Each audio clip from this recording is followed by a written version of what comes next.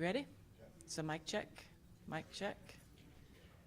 Your level's looking good too? Yes, ma'am. Good. Thank you. You got it.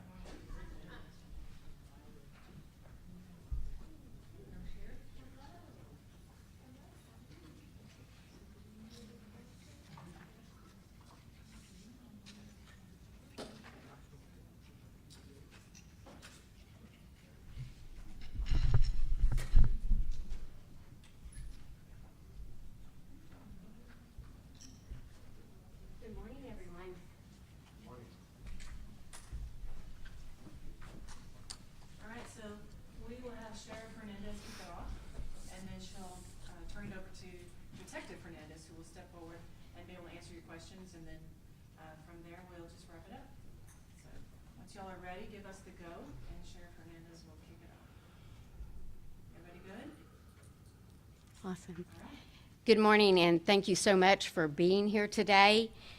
Victims and their families have always been so important to the Travis County Sheriff's Office and to me personally. My passion for victims started back when I started my law enforcement career as a dispatcher in a very small community where I was given the opportunity to interview victims and their families.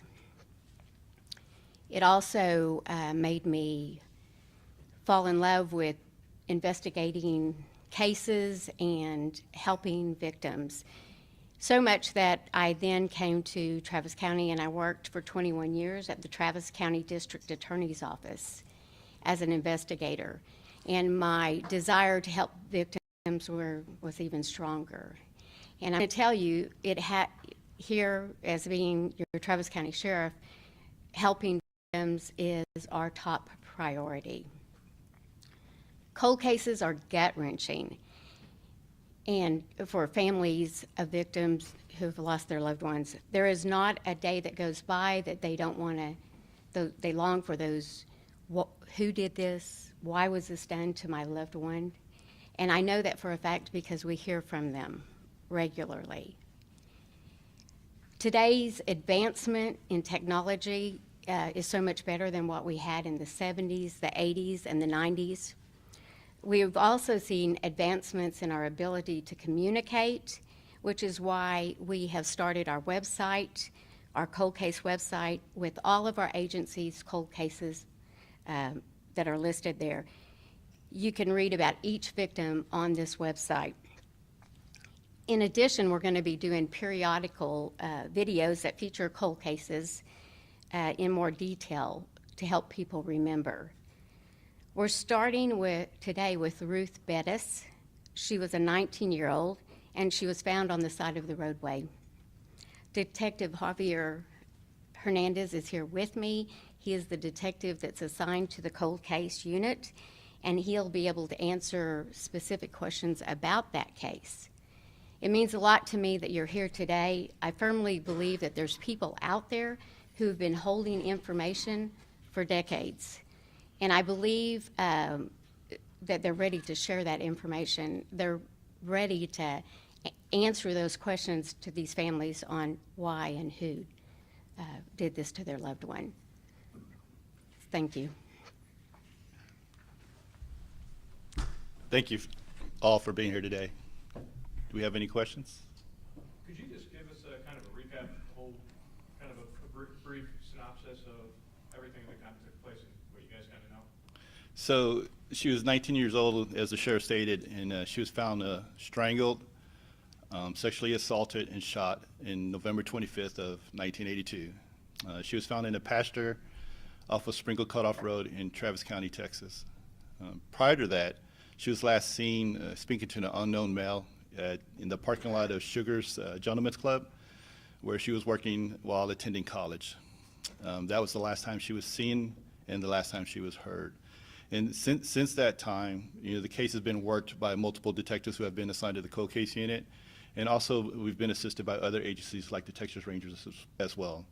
As the sheriff stated, as technology evolves, we continue to periodically review cases to see what was done back in the past, what can be done now, and we tend to start from the beginning of the case as if we had got the case today and working it all the way through and not leaving any stone unturned.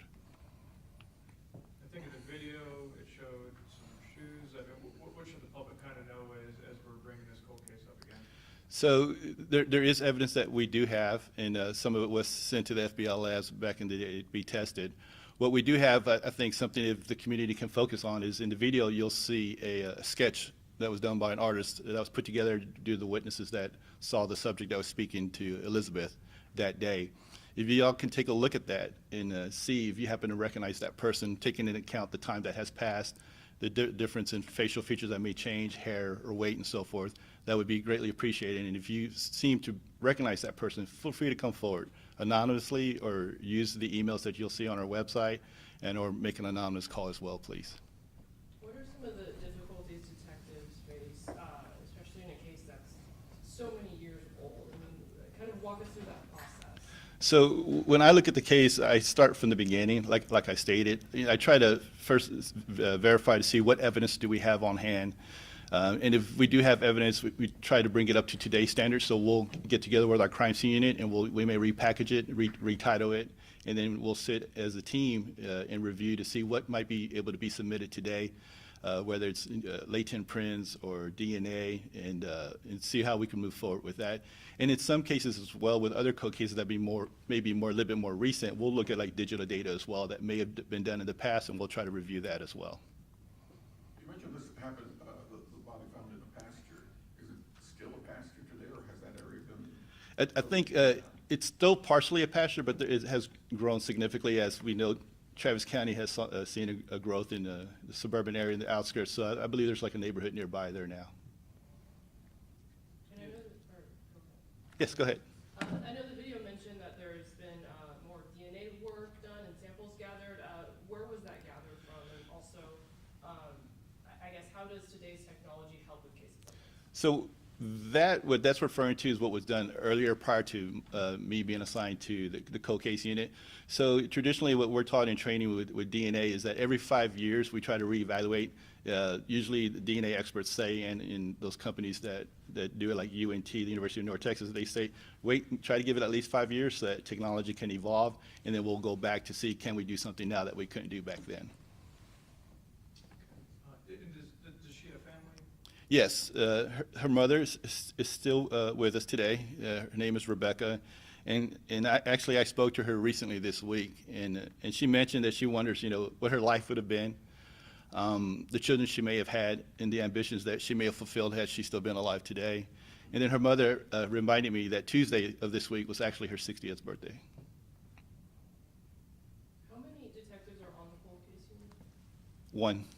So, just you. Yes, ma'am. But let that deter what may be accomplished by our unit. We do work with our homicide unit closely. Prior to being assigned to the cold case unit, I was a member of our homicide unit as well. And our sergeant who oversees the homicide unit also oversees the cold case unit. So we work collectively together. And the gentleman in that YouTube video, once again, if you can describe who that is. So the sketch that you will see in the video is the person, there were multiple witnesses and multiple sketches were put together. And so that person is the one that Elizabeth was believed to have been with last when she was speaking to him next to her 1969 light blue Volkswagen Beetle in the parking lot. Yes, sir. So in reference to the video, at one point, former IPD police officers were looked into as possible suspects. In this case, are you looking into that lead? So as stated earlier, any and everything that was developed at that time, including any new leads that may be developed as I progress through the case, will be reviewed. And for unidentified bodies that are found, what are some of the specific challenges that you face with those? So with those, we try to obtain DNA from family members if we know of them. But if they're unidentified, more than likely we don't know them. But we try to work with labs. Specifically, we tend to go towards like UNT, the University of North Texas. They assist us with that. And then obtaining DNA, and then they'll try to do what we hear a lot today, the FGG, the familial genealogy, to see if someone can be identified. And if they give us a lead, then we'll follow that lead to try to find that family member that's closest to that individual that's unidentified. What was the date again? When did this happen again? November 25th, 1982 was when she was found. It sounds like you're also trying to get out the word to older residents who have been around in 1982 or maybe spoke of something that happened back then. Correct, sir. I mean, as I stated, Ruth herself was 19 at the time. She would have been, she'd be turning 60 today. So mostly probably some of her friends or coworkers or people she went to college would probably be in their 60s or older than that. And so that's sometimes we try to look at, we look at our cases and we try to see which cases that are older and try to get to those as fast as we can because of the age. And we know that, we all do pass eventually. And so sometimes those witnesses may pass or their memories may not be as good. So, but yes, in this case, they're probably at least 60 or older. Detective, I'm sure there are people out there who may not recognize the sketch, but may remember something about their time with Ruth or something about that associated with her. Do you want to hear that kind of information as well? Yes. Any information that you can think of, however small you may think it may be, or that it may not be important, share it with us. Whether it's for this cold case, other cold cases, or any other cases that our sheriff's office may be working, always feel free to come forward and let us sort through that information. And then that way, we can see whether it's valuable to us or not. But always feel free to come forward. Now, you're focusing on this one, but are there any other cold cases you want to mention that are on this side? So there's another case that we'll probably look at in the future. One that is on top of my mind is Mario Chavez. It's the 1999 case, and that's one that we're looking at as well. But we tend to see what cases we have, what evidence is available, and we use like a point system to determine what cases we're going to move forward with because we do have like roughly around 30. So in that way we can put as much effort we can into those individual cases, but yes. So if you can, visit the website, and as the website states, it has the 1970s, the 80s, the 90s, and 2000s. Review some of those synopses, look at some of those photos, and see if it reminds you of what may have happened back then. And if you do know something, please come forward. Speaking of people that might know something, let's say they do know something, even if it's just minor detail or whatever, but they feel afraid maybe to share in fear of anything No, I understand. happen to them. Right. What would you say to that person? I would say, you can report whatever information you have anonymously. That option is there. If you email us or you call us and you want to remain anonymous, just let us know, and we'll do our best to always keep you anonymous. We'll take whatever information you have, and we'll take it as a lead and try to develop leads from there as well. But we'll always take that in consideration when you come forward. Where can people go to look at these cold cases? So the www.tcsheriff.org, and then there's a spot there, I think it says services, and then you'll see a drop box down that'll say information, and then it'll go to the right and you'll see cold cases. And or in the front of the landing page for the sheriff's office, you'll see a little tab at the towards the center of the page. It's white and it says submit a tip, and that'll get you there as well. Not only for cold cases, but other cases as well. So for the cases from the 70s and 80s, have those all gone through modern day testing, or is that something that's in the works, or is it not possible because of the age of the cases? So that's something that's under review, and we take those case by case. And why this push now to get this out there? The push now is I was assigned to the unit, and I had goals in mind, and one of my goals was to develop a page for our cold case so that our victims can have a face and a voice, and so that the community knows that we are working on these cases. And while we do call it a cold case, they're unsolved cases, and when they're homicides, we're always thinking about them, and we're always going to work on these cases till we see justice. All right. Anything else you'd like to add, Sheriff? Just exactly what he said. It is so important that the families know that it may seem like we've given up, but we have not given up. And I know what it feels like for somebody to be killed and not know who the person was that did it. And the people that are calling us and asking these questions, what have we done? What are we doing? We want them to know that we are doing things, and the best way is to put this on the website and let them know that we still care, and we're still reviewing, and we're still working hard for them. All right, anything else? Thank y'all for being here.